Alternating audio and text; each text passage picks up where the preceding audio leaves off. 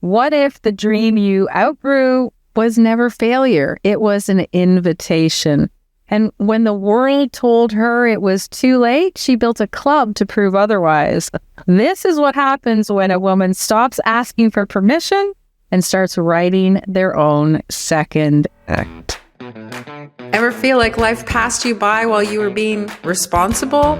Like everyone else got a head start on success, on happiness or purpose, and now you're just trying not to fall asleep during your own life. Well, welcome to Too Late My Ass. This is the podcast for anyone who's ever thought it was too late. Too late to dream again, to build again, or begin again. So spoiler alert, it's not. I'm Faye Chappell, and I'm here to help you burn the rule book, rewrite the script, and become the main character in your next chapter. So whether you're 39, 49, 59, or 79, this isn't about getting your groove back. It's about finally giving yourself permission to freaking exist exactly as you are. So hit subscribe, tell that inner critic to take several seats, and let's make this your comeback era, because too late, my ass. You know, some people chase dreams, others start a revolution. And today's guest kind of did both, right? She's a veterinarian who traded burnout for bravery. She co-founded the Veterinary Teaching Academy and then built the Rebel Club, a global space where people remember who the hell they actually are. She is living proof that reinvention is not a crisis, it's a calling. So please welcome the unapologetic, magnetic, and highly unstoppable Dr. Celia Waterhouse. Stop it, Faye. We're excited to have you here first on Too Late My Ass. Everyone knows you now as the founder, as a leader, the one who helps all people reinvent and learn some exciting new adventures. But what did before look like? Oh, geez. There's a lot of befores. Yes. I know we're talking about Too Late My Ass. Yeah. It's my whole life has been one pivot after another. So, I started off in the corporate world, in real estate development, working for a big company, developing spas and resorts and hotels and things like that on the island of Oahu in Hawaii. Right. And there was some inkling that said I needed something that was more purposeful. Okay. That could serve more people. I've always been interested in the medical space. So I tried to get into medical school. And at that time, I was really into my dog and the outdoors. And so I ended up doing vet school. And that's a long story, but you pivot from a corporate job. Yeah. I was 30-something when I went to vet school. Oh, I didn't know. Yeah. I graduated at age 38. Wow. And I did that for a while. And then later on, I pivoted again. And that's another long story. I don't know how long of these stories you want to get to. We want to hear the dirt. Like, we don't want to hear like, oh, I did so great because everything worked out. So I just kept adding more to my, Well, you do great. And then you don't do great because you're just not interested in it anymore. Right. And it's not high on your values that you want to pursue that one path. So then you start thinking, oh my God, I'm having a life crisis, right? Because I'm not living on purpose. I'm not living my mission that I thought I was going to live.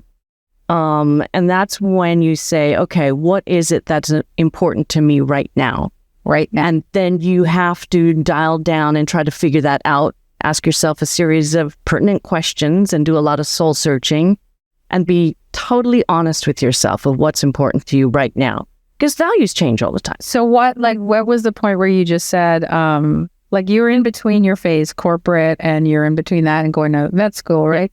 So what was it that you said to yourself, I can't do this anymore, I got to change? Like, what was that aha moment? Because and it might have been a little one, there might have been an Oprah moment, we don't know, but what was it? Well, it's interesting because you find yourself going to work and you drag yourself into work and then you're tired all the time and you're wondering, do I have enough vitamins? Am I not exercising enough? Am I not sleeping enough? All of that. And you're just tired all the time. Well, when you're really living on purpose again. When you're doing something you really love, you wake up early. Right. You want to do it. You're like, let's go. Let's go. Right. So I knew something was wrong. And then I went to a friend's house. She was having a house party, and there were a bunch of older age people going back to school to go to medical school. So I started asking them questions. What do you mean? You're in your 30s. You're going to go to medical school. Can you really do that? Yeah. And I got inspired by the conversations. And that's when I said, okay, this is what I want to do. Quit my job. The golden handcuffs, that's always hard to do. And I went back and did my pre-med stuff and then switched over to vet.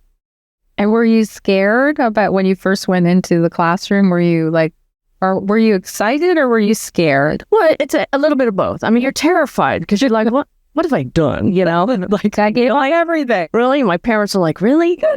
But I was excited. There were other older students that I kind of surrounded myself with, and we kind of stuck together as a group and so we were all in our 30s when we started medical school or pre-med. It was not even medical school, it was pre-med. Right. You didn't even know if you're going to get in.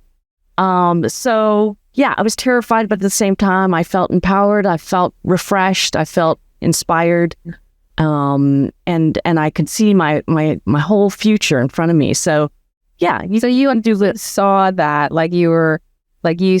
so a lot of people when they're like later, whether it's 30, 40, 50, 60, they're like, oh, it's too late. I won't have the time or the stamina or whatever it takes. So, but you actually said, no, I can do this. Yeah, it's never too late. Right. You could start. There was somebody going to vet school. I think she was in her 40s when she started. It's all a perception, a mindset. Right. To me, like I just had my 61st birthday, right? Yeah. And to me, it's not growing old. It's reaching that next level. Yeah. I always think of it like, like a game. Ooh, I've reached level 61. I'm going to reach level 100, Yeah. and it's really a goal. Yeah. But I want to I want to age and I want to grow and I want to reach that next level inspired. Always.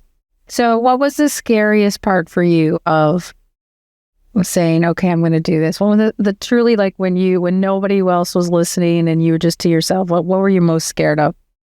Ooh, that's a good question. Obviously finances. Yeah. But you can plan that, right? You can say, okay, if I stop working and I no longer have a regular income, you've got to make sure you take care of yourself, your finances and your bills and all of that first. Yeah. And that's just pen and paper and trying to figure out and make it work, right? Yeah. So once you do that, then for me, it was, what will people think, right? Mm-hmm. What will people think? And what I've learned as I've gotten wiser is that who really gives that? Yeah, who cares? My life. Yeah. I'm not giving them authority over me and what my future is going to be about. So it's really, being Asian, you're always thinking about what people, what are they going to think, Right. Yeah. So you did that and you became a vet? I became a veterinarian. And you did that for how long? Oh, I did that one and I'm still a veterinarian. I mean, but I practiced. That was your main. I practiced, and this is where the long story, which I'll make very short, for full time in a clinic for about 5 or 6 years. Right. I ended up getting married late. And I can't remember. I was 40 years old when we got married. And then at that time, we said, okay, let's start having kids. Because, 40 is a little over the hill. And It's not too late. But long story short, being a veterinarian is hard you're on your feet all day. You're lifting heavy dogs. The stress is incredible. You're working 14, 16-hour days. Right. You're not eating. You're not sleeping. You're exposed to x-rays constantly because you're in the room holding an animal, taking x-rays. You're exposed to anesthetic gases all day long when you're doing surgery. So I basically said, if I'm going to have a kid or try to have a kid, I better stop. Right. So I had to quit. It's not something I wanted to do. It was really hard because I worked so hard to get into vet school, to go through vet school, to become a veterinarian. But you say, well, okay, what's important? That's when your priorities take place, right? And you're like, okay, it's important that I, at this age in my life, at this time in my life, want to have kids. And so you make that decision. Right.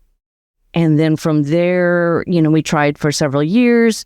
And that's when you start doing the reevaluation of your life. What's important to you right now? Right. That's the important bit, is what's important to you right now, because values change constantly. Yes. And you constantly have to ask yourself, what is important to me today?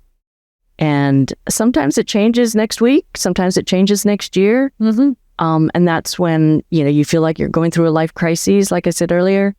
But if you really listen, that's when you're like, okay, my intuition is telling me to pivot. And so what did your intuition tell you to pivot to? Oh, God.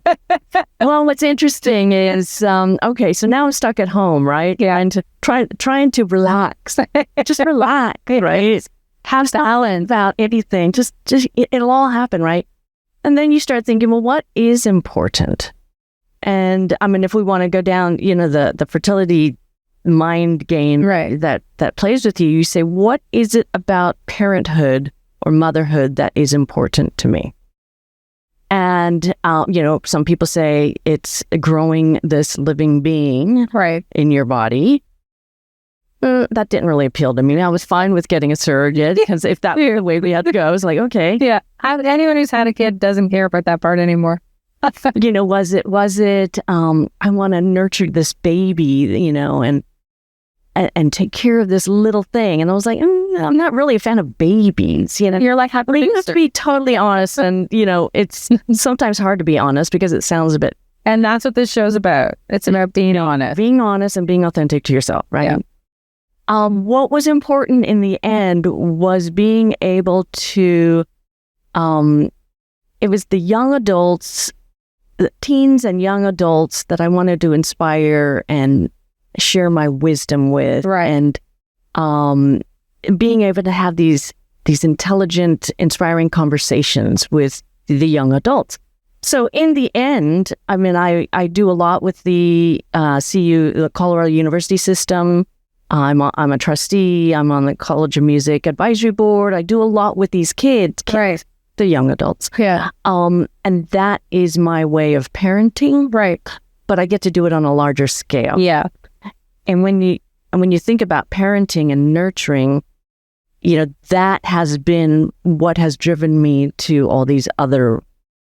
Right. Because you got to a place where you recognized, the reality is this is what you really want to do, as opposed to this is what I think I'm supposed to want to do. Right. Right. And that's the difference. And I think if you get to that realization, no matter what age you are, if you get to that realization, the world opens up to all your possibilities in your lap. Once you are aligned with whatever your mission is, everything just falls. It's like they fall out of the sky, these opportunities, And so that is the most important thing, I guess, is just knowing exactly who you are today, right, and what's important to you today, right, and being totally truthful.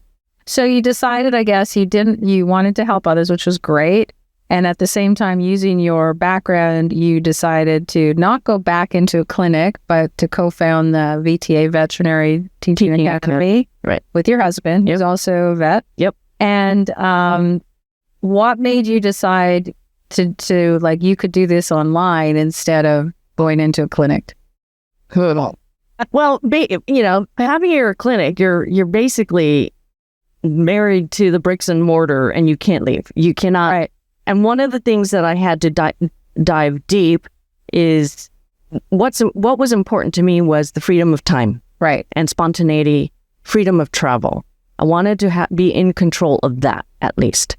And if you're an entrepreneur and if you create that kind of a lifestyle, that's the lifestyle I wanted to create for myself. So having a bricks and mortar building, having to go in at 7 a.m. and come back at 10 at night, there's no freedom to that. Right. So we decided that, hey, we should do something online.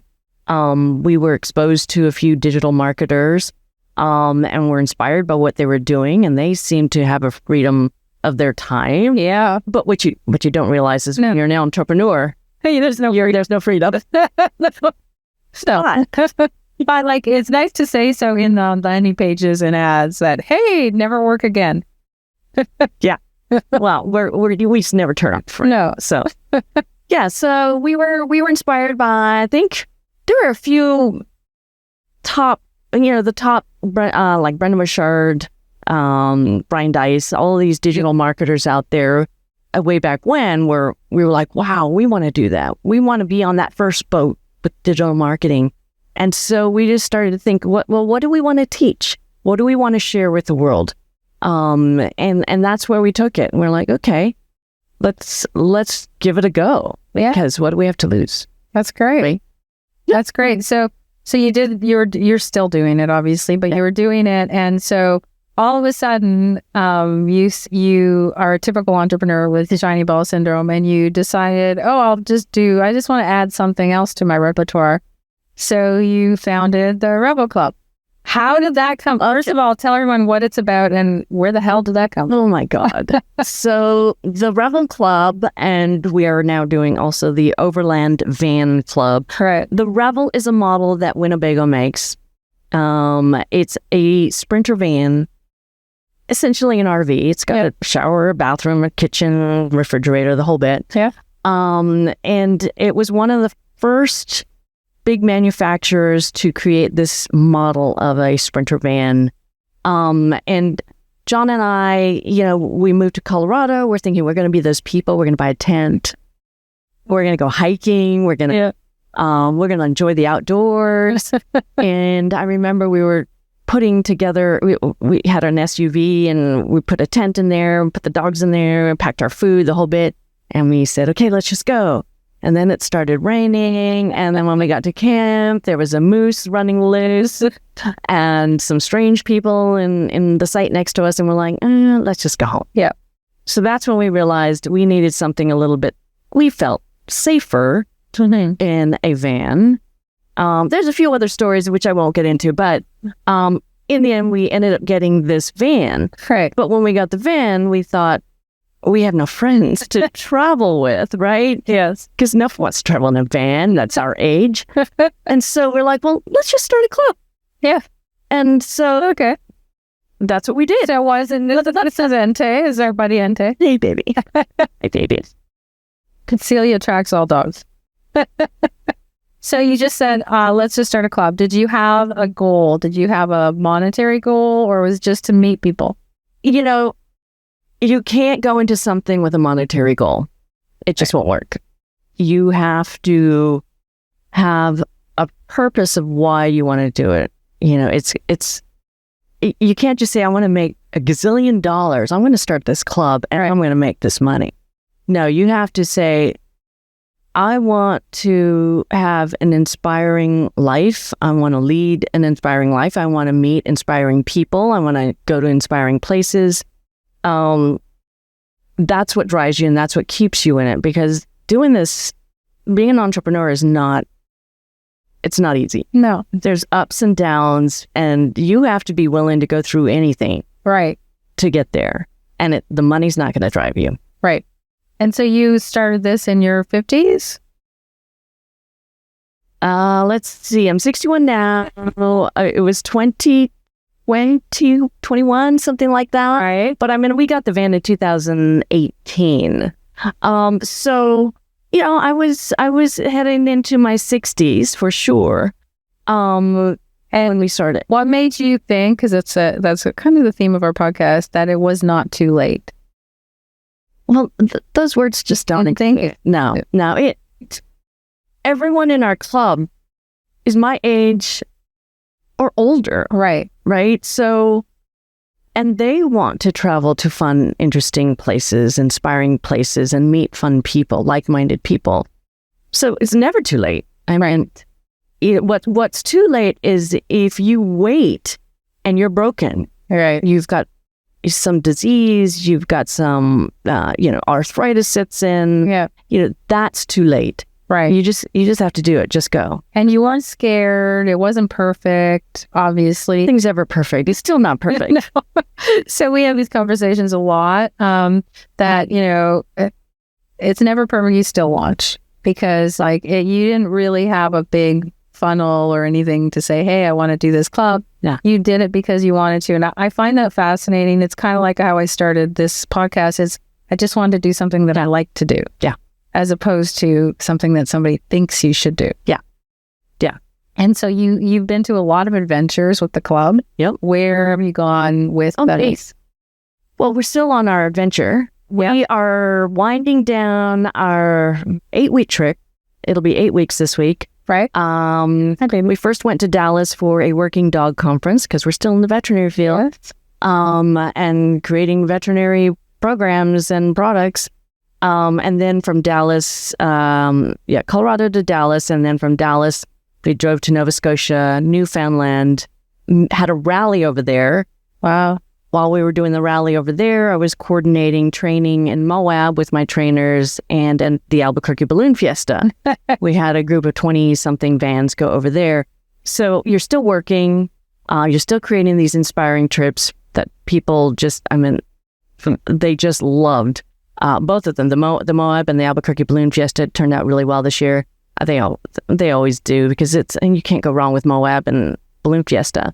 But so, yeah, Nova Scotia, we went to through Quebec, Quebec City, Montreal, and now Toronto. Right. And then other trips you've been through Alaska, Prudhoe Bay, all the way up to the Arctic, Yukon. And when you thought about the club, did you ever envision all of this? Did you envision it to be as broad as you're doing it? You know, when we started the club, we started it for selfish reasons like, where do we want to go? Let's just think big. Where do we want to go? Right. And let's bring some friends with us. So essentially, that's basically our thought. Like, we've always wanted to go to the Arctic in Prudhoe Bay, Alaska. We watched, it was the Croft family, the Expedition Overland on Amazon Prime. And we're like, wow, these guys are driving all the way up to the Arctic in Alaska. We want to do that. Right. So we're like, well, we found Wings and Wheels Alaska, who's a YouTube influencer that also have a similar van. They were taking a group of people. So we organized a group of people to go to their event, and then they guided this group all the way up to Prudhoe Bay. And then tuck to Yak Tak on the Canada side. And so we just thought, well, you just have to think big about what's possible and where do you want to go, and let's just organize it. And so you find people. And it didn't matter, like you never think of your age or wherever you want to go. Like you just go, let's just go. Oh yeah, just go. Let's just go. Just go. Just go. So what do you think in everything you've started? Because you started a lot of businesses, right? Yes. When you, everything you've done, what really made that tweak, that change that made you, or maybe it was something you learned from your parents, I'm not sure, that made you never question continually pivoting or continually changing or adding something to the repertoire? What is it in your personality that allowed you to go, I'm just going to do this. I'm just going to do this? I think, wow, that's a good question. I've never really thought about that. I was very fortunate to have the parents I have. They never said I couldn't do anything. Right. They said, be whatever you want to be. Of course, Asian parents, they said, be a doctor, lawyer, engineer, right? but really, they didn't care what I wanted to be as long as I was happy doing it, right? And they supported me 100% on anything I wanted to do. So, I mean, my father from the Philippines, mom's from Japan. Dad joined the U.S. Navy, and here he was, this skinny Filipino guy joining the U.S. Navy. Loved the U.S. Navy, and he worked his way up. Right. So he was always saying, you just put your nose to the grindstone, never give up. Change your paradigm. If you're pressed, if you don't think you could do it, just change the way you perceive it. Right. Change your paradigm, the way you see things, and just do it. So I think that's a really great sentence you said, just change the way you see things. Yeah. And that's what you've been doing, right? Obviously just changing the way. So I guess going back to the initial part where you had to leave corporate, so what did you really have to burn to start again? What did you have to leave behind and never look at it again to enable you to move forward? Well, yeah, obviously the regular paycheck. There you go. Right? The golden handcuffs, I called it. The regular paycheck. But what was interesting is once you figured out how to maneuver the financial part, when you quit a corporate job that is, high profile, it's interesting who your friends really are. Right. That one was big to me. I hung out. We were building 5-star luxury hotels, right? Golf courses, spas, the whole bit. People gravitate to that who like that kind of a image, right? But at the same time, living in Hawaii, I was also scuba diving and surfing and all of that. So I had those friends as well. Corporate friends, they were like, "Oh, we can't use you anymore, right? You're not valuable to me anymore." There were a few that stuck around, and I'm like, we're still friends today because those are your true friends, right? And then of course my diving friends and all that, they don't really care. They're just like, yeah, you want to go diving? Sure. Yeah. But I'd say leaving behind that image of who you were. Right. I think, at least from my side, I think that's the hardest part of that is recognizing that people were only your friends because of your title. Exactly. And then recognizing that, you didn't really fit into that crowd. Yeah. And so even though you technically burn that, it's actually a blessing because then you start finding out where you're really supposed to be, right? Which makes a lot of sense. So, I guess I would ask you, you've never thought that too late was something that came into your repertoire. Even today, is there anything that you say, I would have loved to do that, but it's too late now? Too late has never entered my vocabulary. That's great. Never. Even when we started off talking about fertility issues. Yeah, too late. Biologically too late. Yeah. I've changed my paradigm, changed my perception of what that too late is, because now I'm nurturing and taking care of more young adults. Right. And my parents, they become my children. Yeah. And other people who rely on us to guide them and my client and nurture them. So once you realize, there's no too late. There is no too late. It's just a different form of children. Right. It's a different form of something. And you're smarter now. So whatever you start now, you don't have that baggage of not knowing. You're actually, how to make more intelligent decisions and to actually make sure that you're not hurting your own self, physically, mentally, emotionally, whatever, in kind of chasing that dream, right? So what's on the horizon next? Because you seem to be liking to reinvent a lot. Well, like I said, when you put it out there to the universe, it falls in your lap. Mm-hmm. So when you are aligned with what's important to you, again, today, opportunities just present themselves. Doors open, wide open. It's like being thrown at you.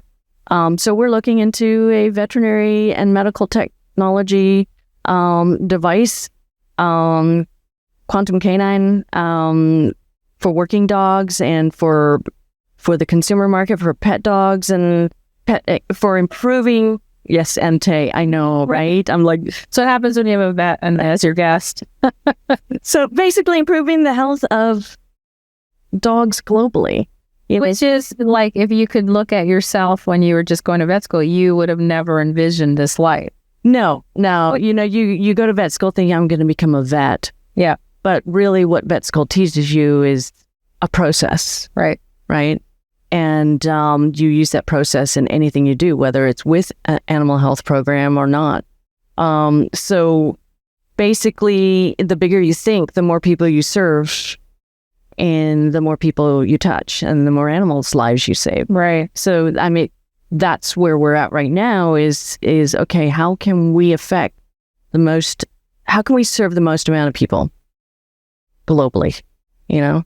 So if there's somebody in a car right now listening to us, and they might be 50 or 60, they might have just retired, what advice would you give them? Maybe because they might be thinking, well, I'm done, I'm stuck, it's too late to do anything else. What advice or what strategy or what tactic would you say, no, this is what you can do instead?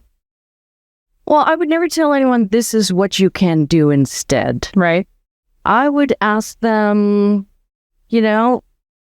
basically questions they should ask themselves to understand what's important to them today. Right. Because, people say, oh, yes, I'm just going to retire and go. Yes, got the gold rod. But what's statistically, and studies have shown, 21 months after, probably shouldn't say it, but the studies are out there. Yeah. 21 months after you retire is when people, pass. Yeah. Because the adrenaline's no longer there, the purpose is no longer there, the stress is no longer there. Yeah. So you got to find a purpose. So when you retire, you're not really retiring. Go find the next thing. Right. Find it could be a volunteer thing. It doesn't have to be, something, a career. Right. So that's great. It's really great advice because, you've proven, right? You're living proof that it's never too late to really pivot, to dream, to make noise, to change what you want to do. So I guess if you want more energy for our listeners, you should go to check out the Revel Club. First of all, we're going to link it in the show notes. Thanks to our producer, Stacey Maynard. And connect with Celia. How can they connect with you personally if they want to talk to you more? Oh, well, you can go to therevelclub.com and contact us there, or the veterinaryteachingacademy.com and contact us in the contact us form. Awesome. So thanks everyone for listening. I guess the moral of the story is stop waiting for the right time. There isn't one. There's only now. So balance, that's canceled. We talk about that. Permission is overrated. And too late? Well, too late my ass. Thanks again, Celia, for coming, and we'll talk to you again next week. Thanks for listening to Too Late My Ass. If this episode made you feel seen or heard or a little more ready to take your damn life back, then go ahead and hit that follow button. If you want to go deeper, grab your free comeback kit at toolatemyass.com and join the Act 2 Insiders list for weekly tools, community, and reminders that your story is far from over. Remember, you're not done. You're just getting started. Too Late My Ass, produced by the City Media Group.